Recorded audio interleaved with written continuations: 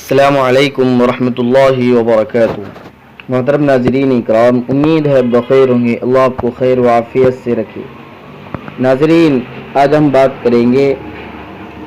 جنت کی چیزیں حاصل کرنے کے متعلق کہ جنت کے لباس ہے، جنت کے پھل ہے، جنت کی شراب ہے، یہ کس عمل کی بنیاد پر اللہ رب العزت ہمیں عطا فرماتے ہیں، اور جنت کے ایسے قیمتی لباس اور جنت کے پھل، جنت کی شراب،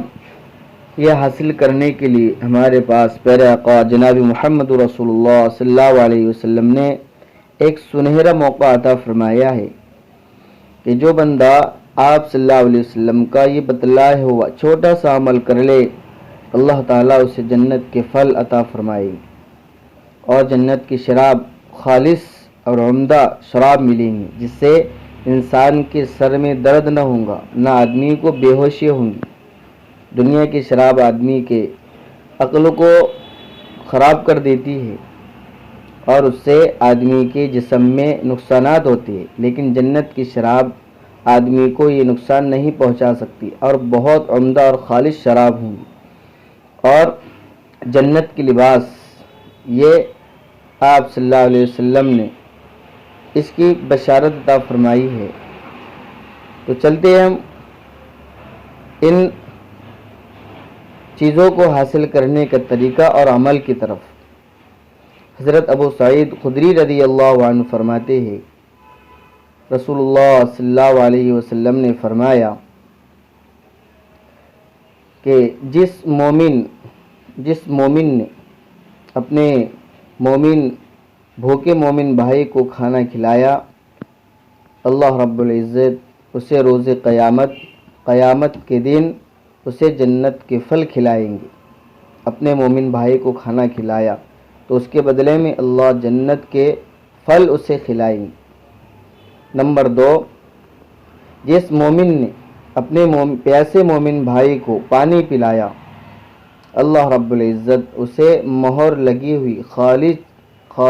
شراب پلائیں گے۔ ایک مومن بھائی کو پیاسے کو پانی پلانے پر اللہ رب العزت اس کو مہر لگی ہوئی خالص شراب پلائیں گے۔ اور